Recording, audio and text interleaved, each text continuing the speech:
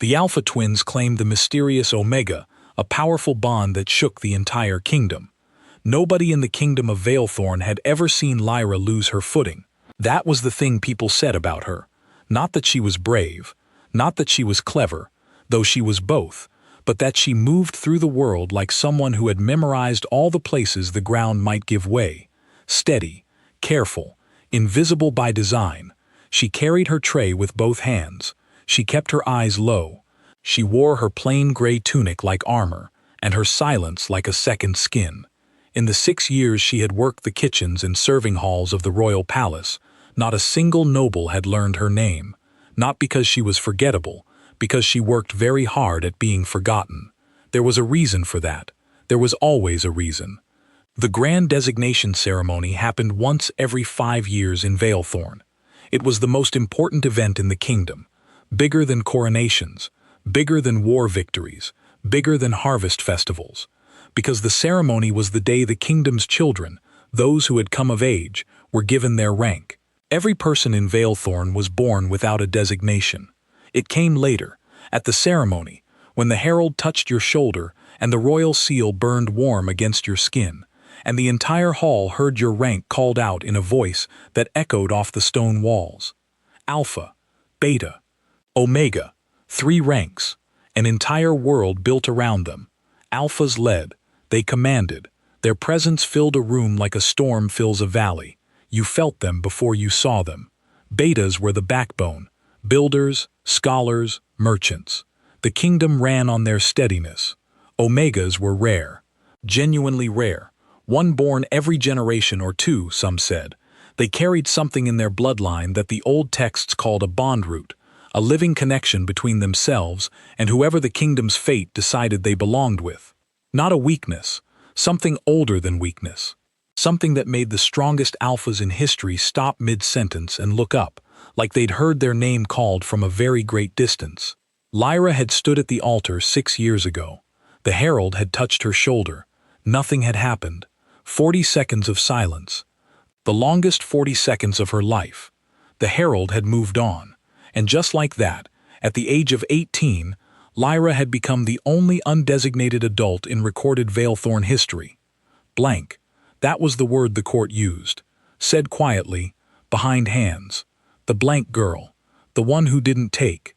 She had gone home that night, sat on the edge of her bed in the servant quarters, and counted the wooden slats on the floor until she ran out of feeling.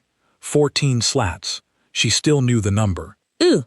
The morning of this year's ceremony, she rose before dawn. She washed her face in cold water. She braided her dark hair back tight. She filled her tray with crystal goblets, 20 of them, not one chip, not one smudge, and she walked into the preparation halls with the same expression she wore every day, focused, blank-faced, gone. The decoration was extravagant this time. Gold banners ran floor to ceiling. The royal crests of twin lions, one silver and one black, hung on either side of the main hall entrance. The servants had been polishing floors for 3 days. Every candle in the building was new. Lyra moved through all of it like water through cracks, around the nobles, behind the columns, through the side passages the important people never used because they didn't know they existed. She knew every unmarked door in the palace. She knew which floorboards creaked. She knew the 4 fastest routes to any exit. She counted the exits from every room she entered. Always had. 8 years of doing it meant she didn't even notice anymore. It was just how she breathed. Ugh. The twins. They arrived late. That was the thing about Crown Prince Calum and Commander Kale, the Alpha twins of the royal house of Veilthorn. They did not need to arrive on time. Time arranged itself around them. The main hall doors opened, and the crowd didn't part so much as dissolve. People stepped back the way they step back from a fire. Not from fear, exactly, but from a bone-deep awareness that this was something that could not be reasoned with. Calum came first. He was built like something that had been decided, not grown. Still, contained. The kind of quiet that took up space. His eyes were the gray of water before a storm, and they moved across the room with a slow, assessing patience that made people feel, unpleasantly, like they were being read. He wore his crown like he'd been born wearing it and had simply never taken it off. Cale came a half step behind, which he allowed because he felt like it and for no other reason. Where his brother was still water, he was a controlled fire. His smile arrived before it should have, settled on his face with an ease that felt practiced and genuine at the same time. He looked at the hall the way you look at a party you've walked into already knowing everyone's name. Warm, ready, slightly dangerous in the way that warm things can be when they turn. The crowd bowed. The twins moved through them like the bow was the natural resting state of things. Lyra, crossing behind a column with her tray, her eyes on her goblets, did not bow. She didn't see them. The collision happened in the east corridor, 3 steps from the side archway she always used to cut from the preparation room to the serving hall. One moment she was moving, the next she wasn't. Her tray hit something solid. The goblets didn't shatter.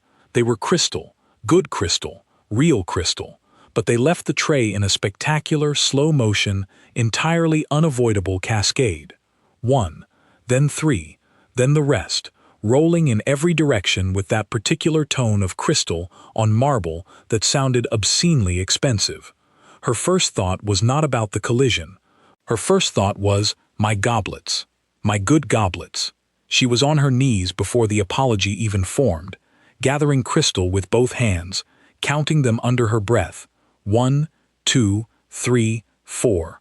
Cataloging the damage with the focused energy of someone who genuinely could not afford to feel the other thing right now. 1 crack. Just 1. The rest intact. Fine, fine, fine. She looked up. Nah, she had run into a wall. That was her first assessment. A wall. A very warm wall.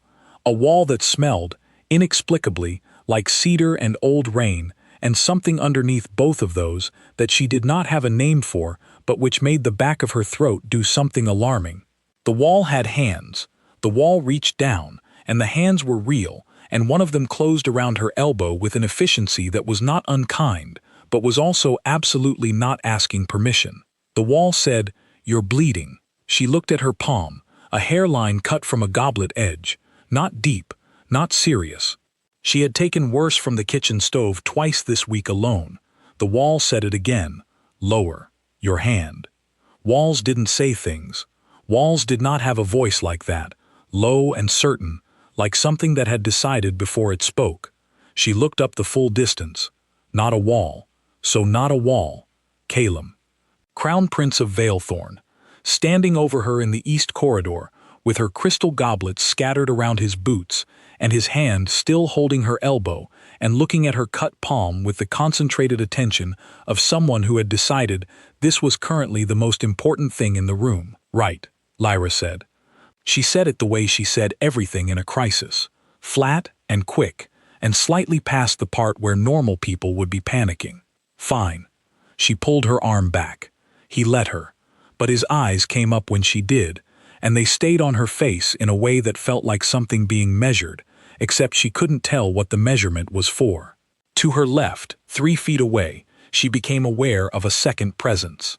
Commander Cale was leaning against the arch with his arms crossed and a smile on his face that had arrived slightly too early for the situation.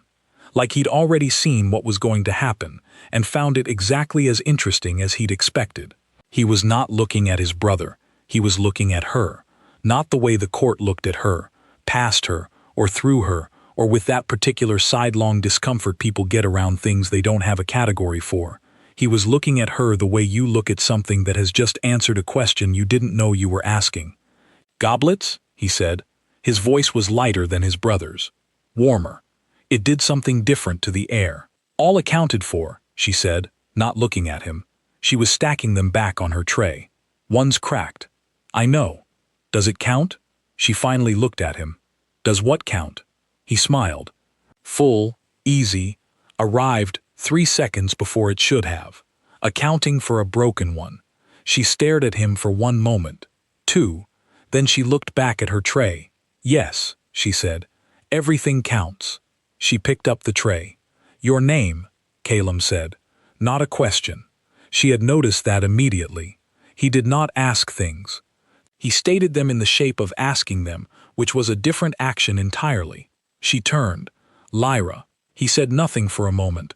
His jaw moved, the faintest tightening, like something had shifted behind his face, and he had chosen not to let it reach the surface. Cale, still at the arch, repeated her name quietly, like he was tasting it, deciding where it fit. She found this alarming. "Excuse me," she said. She had a tray to return. She had a cracked goblet to explain to the head housekeeper. She had an entire day of being invisible ahead of her, and the longer she stood here, the worse it was going to be. She walked away. She did not look back. Both of them watched her go. Neither of them looked at the other. What the court noticed. The court noticed everything. That was the thing about living inside a royal palace. The walls were ears, and the ears had mouths, and the mouths were always busy. By the end of the ceremony's first evening, 3 separate noble attendants had quietly reported to 3 separate noble families that the crown prince had spoken to a servant girl in the east corridor. That Commander Cale had smiled at her, the specific kind of smile that meant something to those who'd spent enough time watching his face. That neither twin had moved until she'd turned the corner. The court chewed on this. Then the court began to calculate. Lady Renthal, the eldest of the noble council, called a private dinner that night. 6 families. 1 topic. The servant girl. What was her designation? What was her house? What was her family line? Nobody knew. A servant. A kitchen worker. No house, no rank. Undesignated, said Lord Fenwick, who handled the kingdom's administrative records. He said it the way you say something that shouldn't be true. There is no such adult in the designation rolls, said Lady Renthal. There is one, he said.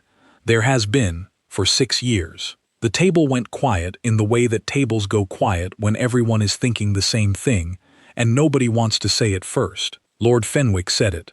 The blank girl. More silence. Pull her file, said Lady Renthal. The royal archivist was a small, neat man named Wren, who had worked in the archive for 31 years, and had, in that time, become the sort of person who was surprised by nothing. He was surprised by Lyra's file. The first 6 pages were standard. Birth record, village of origin, arrival at the palace, employment history, the designation ceremony entry, with its single damning note, no response to herald contact, no designation confirmed, status, unresolved. He turned to page 7. It was blank. He turned to page 8. Also blank. He kept turning. 12 blank pages. Then a page that wasn't blank. It was sealed. Not with wax, which would have been standard. Sealed with a royal press stamp in deep blue ink, the kind used only by the monarch's own hand, and beneath the stamp, a date. 24 years ago. 3 years before Lyra was born. Wren closed the file. He sat in the archive for a very long time. He did not sleep that night. Lyra, meanwhile, burned her hand on the kitchen stove. Not badly. Just the back of 2 fingers. Careless. The way you get careless when your mind is somewhere else. She ran them under cold water and stood at the sink watching the water run and trying to think about the cracked goblet and whether the head housekeeper had noticed yet and how many weeks of wages would cover a crystal replacement. She was not thinking about the corridor. She was not thinking about a voice that spoke in declarative sentences with no room for argument. She was not thinking about a smile that arrived before it should.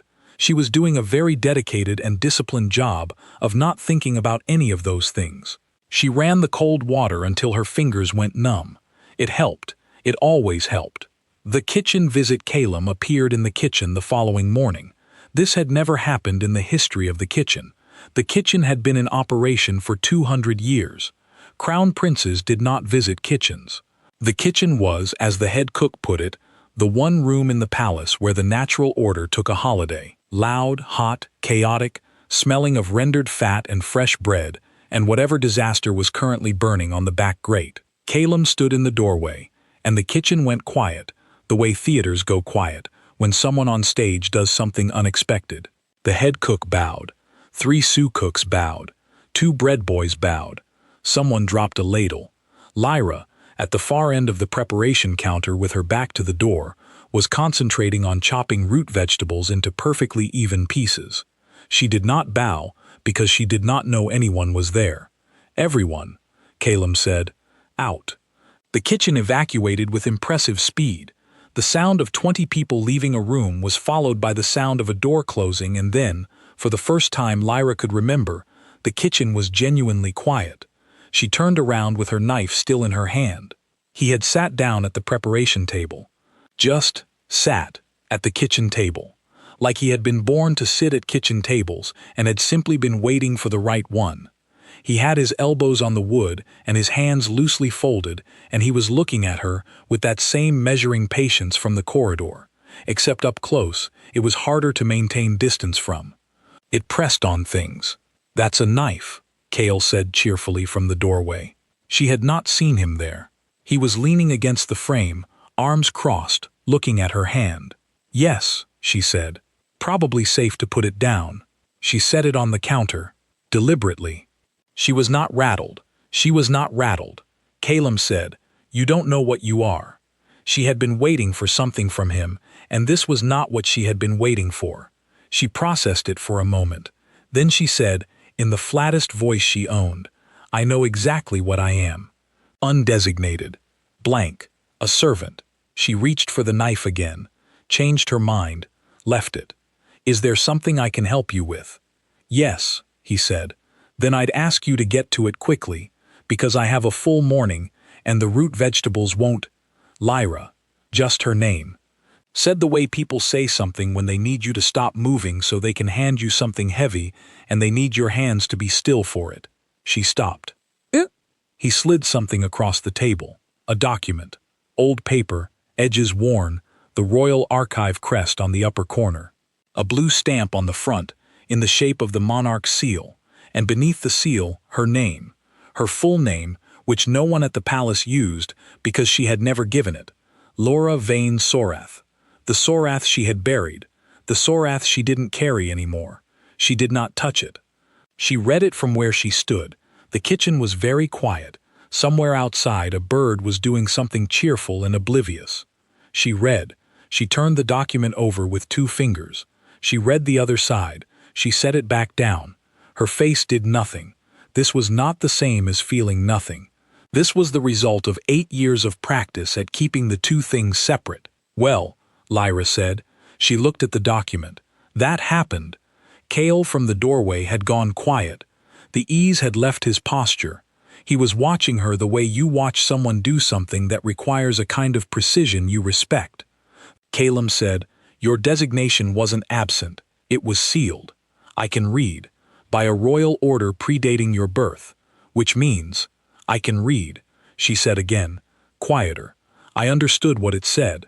She picked up the document. She looked at her name on it. She set it back down. "I need to finish the root vegetables," she said. "Lyra, please." Her voice came out level. It cost something to make it level. "Give me. Just. I need 5 minutes with the root vegetables. Then I will be ready to talk." A pause. A long one. 5 minutes, Calum said. She turned back to the counter. She picked up her knife. She cut root vegetables into even pieces with the focused attention of a woman who was not, absolutely was not, thinking about the document or what was written on it or the sealed page and what it meant about who she was and where she had come from and why someone had hidden it before she was even born. She thought about root vegetables, 14 pieces, 15, 16. What was in the document? The document said this: 27 years ago, the king of Valethorn had a sister. Her name was Sorath, the same name Lyra had buried. She was the youngest child of the royal line, 4 years younger than her brother, quiet and clever, and possessed of a designation so rare that the royal council had debated, for 3 weeks, whether to announce it or seal it. They sealed it. Because the last time a royal Omega had been born into the bloodline, 160 years ago, what followed had been a bond claim so powerful that it had ended 3 wars, reshaped 2 political alliances, and caused 4 alpha noble families to collapse their houses entirely because their heirs had redirected every resource they owned toward a single Omega they would never have. It had been, by any historical measure, chaos. The council did not want chaos. They wanted stability. They wanted Sorath manageable, and if she was manageable, She could be married strategically, and the Omega bloodline could be quietly retired into the family history without incident. Sorath had other ideas. She fell in love with a man from the outer villages.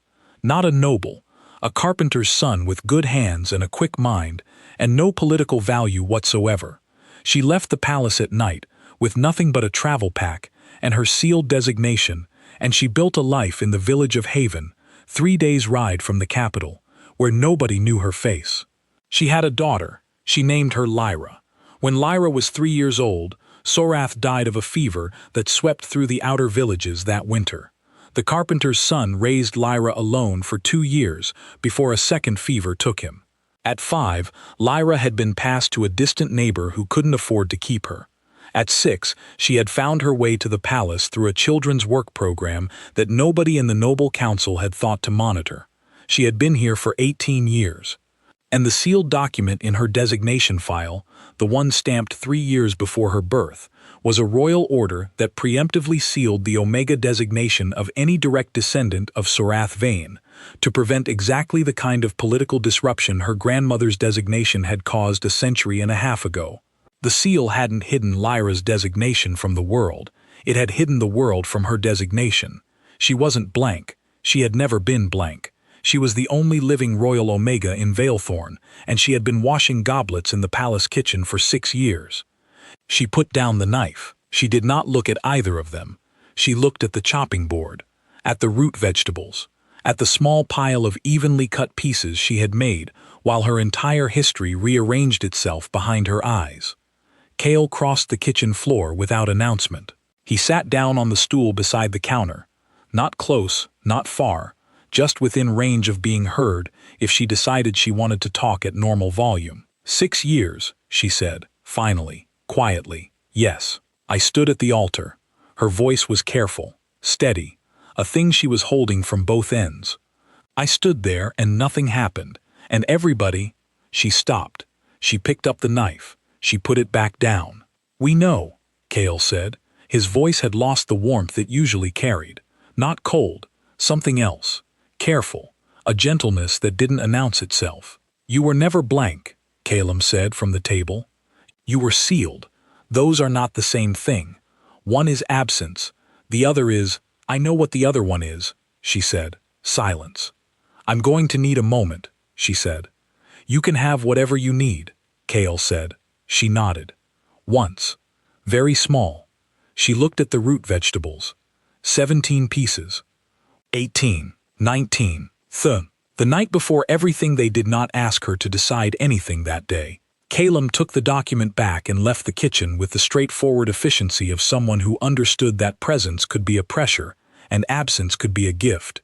Cale left more slowly, pausing at the door long enough to say, without looking back, bad coffee in the east sitting room at sunrise, if you want company that won't ask you anything. Then he was gone. Lyra finished the root vegetables. She finished the rest of her preparation tasks. She served the midday meal with her tray balanced exactly right. She returned to the servant quarters at dusk and sat on her bed and looked at the 14 floorboards and thought, for the first time in 6 years, something different than what she usually thought about the floorboards. She thought, my grandmother walked out of this palace with a travel pack. She thought, my grandmother was brave or foolish or both. She thought, I have been inside these walls my entire life, and I never once thought I belonged to them. And now someone is telling me I always did, in a way that is completely different from the way I thought, and also, and this is the part that was keeping her company in the dark, it doesn't make it better that it was hidden. Hidden is its own kind of wrong. Hidden is someone deciding, before you were born, what you were allowed to know about yourself. She thought about that for a long time. She thought about Calum's voice saying you were sealed. She thought about Cale saying you were never blank. She got up before sunrise and walked to the east sitting room. The coffee was bad. Cale handed it to her without ceremony, sitting cross-legged on one of the formal sitting chairs, like formal chairs were the sort of thing that happened to other people. He had a cup of his own. He was not looking at her when she walked in, which she appreciated. He looked up when she sat, nodded once, and went back to whatever he was reading. They sat in silence for a while. Is it always this bad? She said.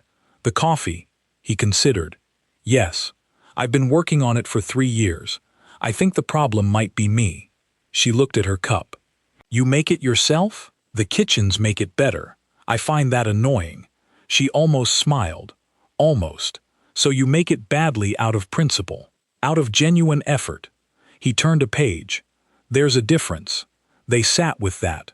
The window was going pale with early light. Outside, the capital city was beginning its morning sounds. Carts, voices, the distant bell of the trade district. What happens, she said, if I say no? He looked up. No performance of surprise. No qualification. He said, nothing changes. You go back to the kitchen. The file stays sealed. The world continues. And you too? A beat. We've been searching for 3 years. He said it plainly. Not to pressure her. Just the fact of it. We'll manage. She looked at her coffee. That's a very patient answer for alphas. Calum is patient, he said. I'm working on it. She did smile this time. Small, fast, gone quickly. And if I say yes, she said.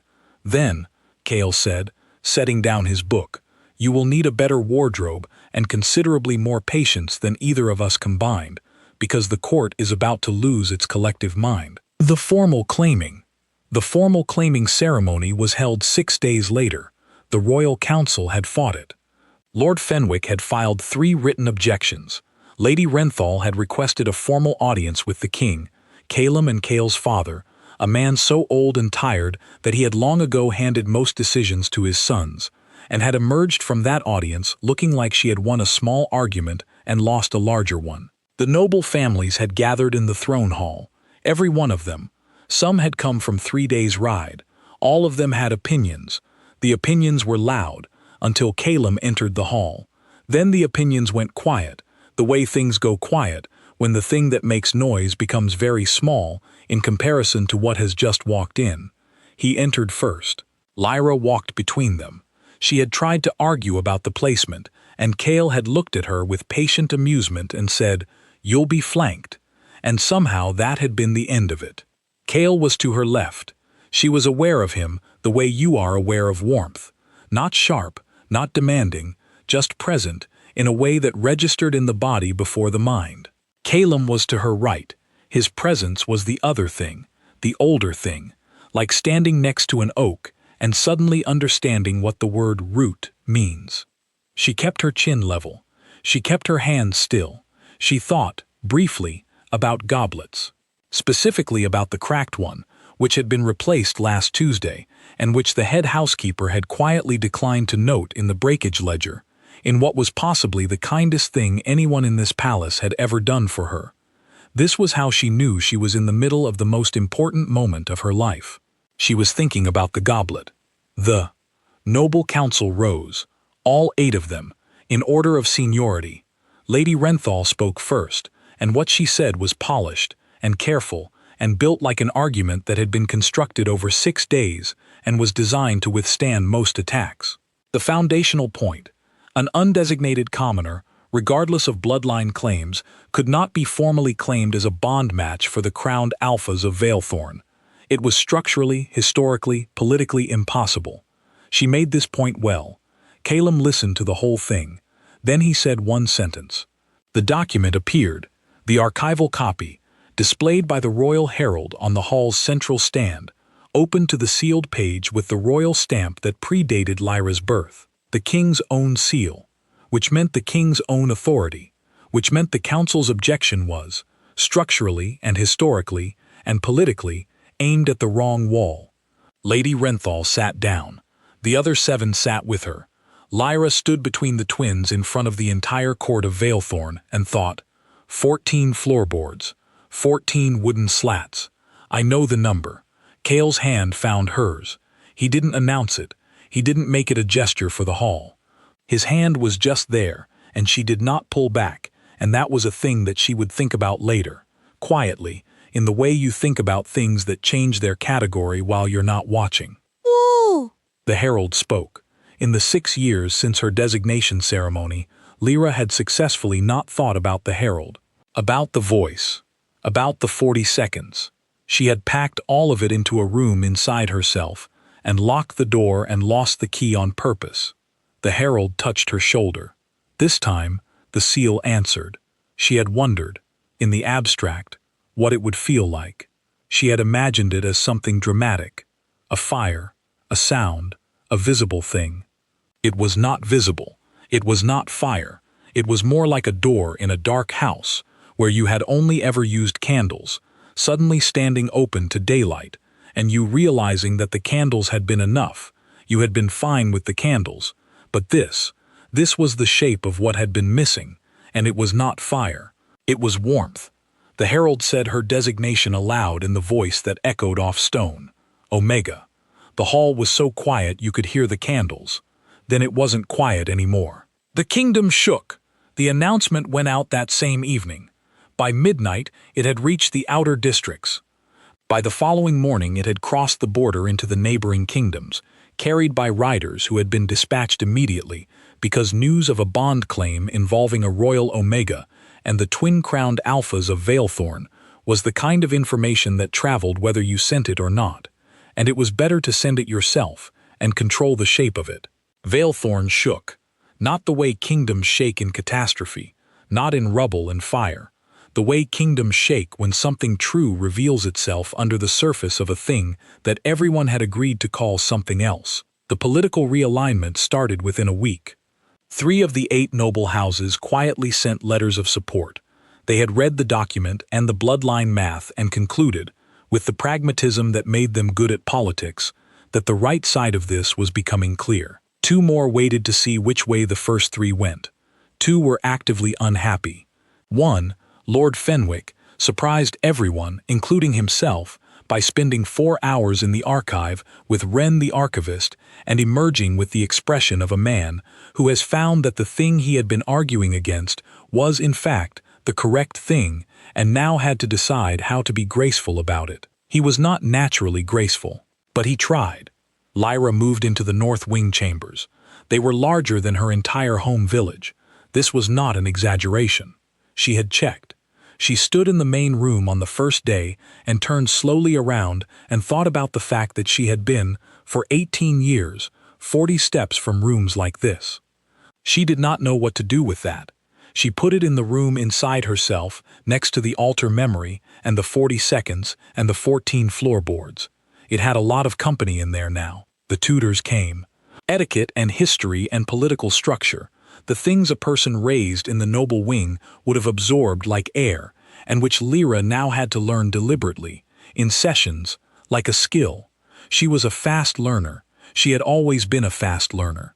The tutors noted this with slightly stunned approval, which she suspected said something about their expectations. She kept cooking when she could. The head cook allowed it. The head cook, in fact, seemed to find it settling. Someone in the palace who moved through the kitchen like it was still just a kitchen. Calum began appearing at her desk. He had a way of sitting in her study like he had always been there. He brought documents. He explained things when she asked. Political histories, current alliances, the architecture of the council, and how each house's vote functioned. He explained them with the brevity of someone who respected her intelligence enough not to over-explain, and the thoroughness of someone who understood that being new to information was not the same as being slow. He never asked how she was managing. She noted this. She appreciated it more than she could have explained. One evening she asked him why. He looked up from the document he was reading. "Because you'll tell me when you want to," he said, "and asking before you want to is just pressure, wearing the costume of concern." She looked at him. "That's a very specific observation," she said. "I've been wrong about it before," he said, and went back to the document. She went back to hers. Cale brought her bad coffee every morning. He brought it at the same time, same terrible cup. Different iteration of bad, sometimes over-steeped, sometimes under-roasted, once memorably wrong in a way she could not identify but which he described, with genuine interest, as experimental. She began critiquing it, at first sarcastically, then with the focused attention she had always given to things that were worth improving. "The heat's wrong," she said one morning, turning the cup. "Too hot, too inconsistent. You're not holding it steady at the right temperature." "I don't own a thermometer." "I know. The kitchen has 6. I can get you one. He looked at her. The early smile. Arrived 3 seconds early. Arrived. You're helping me make better coffee, he said. I'm tired of bad coffee. You could just not drink it. You could just make it better. And yet here we are. And yet here we are, she agreed. She got him the thermometer. The coffee improved by increments. She kept track. She had always kept track. What she had not said 2 months after the formal claiming, on a Tuesday evening when the city below the North Wing was doing something celebratory in the trade district, and the noise of it drifted up through the window glass, Lyra sat at her desk after her tutors had left and did not open any of her books. She sat.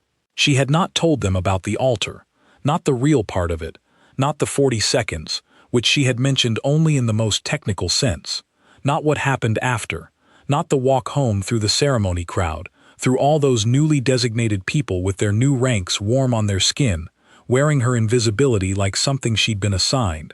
Not the neighbor who had leaned down and said, with a kind face that made it worse somehow, "Not everyone takes, sweetheart, it doesn't mean anything," which had meant, obviously, that it meant something, just nothing that could be named politely. Not the years after.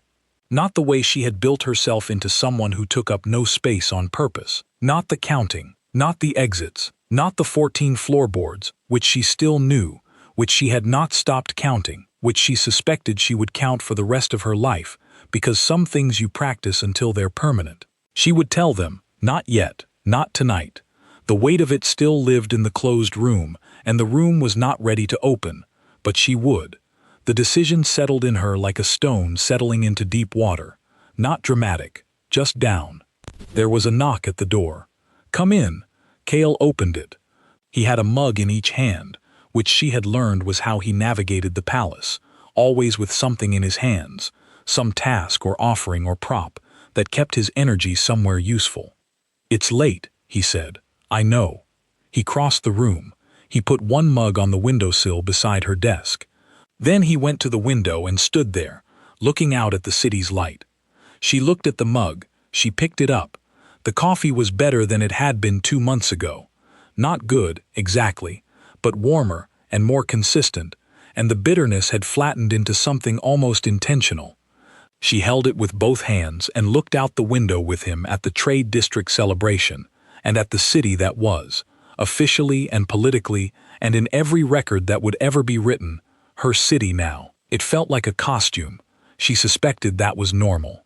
She suspected the costume eventually fit. "Cale," she said. "Yeah. I'm going to tell you something. Both of you. Not tonight, but soon." He turned his head. Did not ask what. Did not push. "Okay," he said. "There are things that—" She stopped. Tried again. 6 years is a long time to practice being invisible, and I was good at it. I was very good at it. And I need you to know that it wasn't just shyness or habit or someone built that in me. The seal built it. The ceremony built it. And I am aware that it's done and the seal is broken, and that is genuinely good. I know it's good. She looked at the mug. "I'm working on knowing it." The city made its distant sounds. "Take your time," he said. "I have been taking my time," she said, and it almost came out wry. "Almost. So take more." He turned back to the window. "We're not going anywhere." She held the mug with both hands. Outside, the trade district celebration was doing something with fire. Lanterns, maybe, or torches, a moving column of orange-gold light that wound through the streets below. Some kind of procession, for her possibly. She had lost track of how many things were being celebrated in her name by people who didn't know her name. That would change. Slowly, carefully, in the deliberate way she did everything. But it would change. Epilogue. A kingdom learning 3 months later, Lord Fenwick brought a formal petition before the Noble Council to revisit the designation sealing protocols. Specifically, the provision that allowed preemptive sealing of bloodline designations before birth. It passed with 6 votes in favor, 1 abstention, and 1 against. Lady Renthal voted against it, which surprised no one. Lord Fenwick voted for it, which surprised everyone including him. Lyra, present at the council session in an observer capacity, watched this exchange from her seat and thought about her grandmother, who had walked out of this building with a travel pack and a sealed designation and had built a life anyway. Who had not known the seal would pass to her daughter, who had simply been a woman trying to live as herself in a kingdom that had decided to define her as something manageable. Sorath Vayan had failed at being manageable. Lyra, apparently, had inherited this. She was starting to find that less alarming and more something else. Something she didn't have the right word for yet, like recognizing yourself in an old photograph of someone else. Moo. The coffee arrived at the council session. Kale, who was not scheduled to be in the council session, had appeared at the side door 15 minutes in with 3 cups on a small tray. He deposited one beside Calum, who did not look up from the document he was reading. He deposited one beside Lyra. Then he sat in the observer row 2 seats down and opened a book. She looked at the cup. The coffee this time was almost good, genuinely almost. She could see the progress. The color was right, the temperature was steady. It smelled like something you would choose to drink rather than endure. She picked it up. Kale, 2 seats away, did not look up from his book. But the early smile arrived. 3 seconds before it should. She drank the coffee. It was not bad. The kingdom took a long time to settle. Kingdoms do. They are large and slow, and full of people with memories that go back further than the current news, and Valethorn was no exception. There were pamphlets and debates and at least 2 ballads, one flattering, one not. 3 noble houses realigned their political positions over the course of a season. One small village in the outer districts declared a local holiday to mark the date of the formal claiming, which was slightly excessive, and also, privately, the thing Lyra found the most touching. She went to the village, eventually, on a tour of the outer districts that Calum organized with the thoroughness he brought to everything. She walked through the market square and shook hands with people who looked at her with an expression she was still learning how to receive. Not pity, not awe, something in between that seemed to involve hope, and she was not sure yet if hope was something she could carry, but she was trying. She bought root vegetables in the market. A very old woman behind the stall noticed and said, in a voice like dry leaves, "You know how to cut them?" "Yes," Lyra said. "Even pieces, always." The woman nodded, apparently satisfied, and handed over an extra bunch without charging for it. Lyra carried them back to the carriage, and Kale asked, with genuine curiosity, why she was holding root vegetables, and she told him she had been offered them as a gift, and she had accepted because it would have been rude not to, and he looked at the vegetables, and then at her, and nodded, like this was a completely reasonable explanation, which it was. She told them about the altar in December, on an evening when snow was making the capital soft and quiet, and the 3 of them were in the sitting room with the fire going, and 2 reasonable cups of coffee, and 1 bad one, which Kale had made himself, and brought with the honesty of a man who had stopped pretending it was going to be anything other than what it was. She told them the whole of it, the walk to the altar, the herald's hand on her shoulder, the 40 seconds, the moving on, the walk home through the crowd, the neighbor's face, the years after, the counting, 14 floorboards, every room's exits, the tray of goblets she had kept carrying because the goblets were something she could count and hold and know the number of, which was more than she could say for most things. Calum listened the way he did everything, completely, without rushing it, without inserting himself into the spaces. Kale was quiet, in a way that was different from his usual quiet. Not the ease of a man comfortable in silence, but the stillness of someone who is holding something they don't want to drop. When she finished, nobody said anything for a moment. Then Calum said, 40 seconds, yes. And the herald just moved on. He was quiet. Yes, he said, like it was a verdict he was delivering on the herald, on the council, on the entire archive system and the sealed document and everything that had made those 40 seconds possible. Kale got up. He refilled her cup without asking. He sat back down. You counted 14 floorboards, he said. Yes. Do you still count them? She thought about it. The habit. Yes. Good, he said. She looked at him. I mean it, he said. Knowing the number of the floorboards got you through 6 years. Keep counting them. Count them forever if you want. It's yours. She held her cup. The fire made its sounds.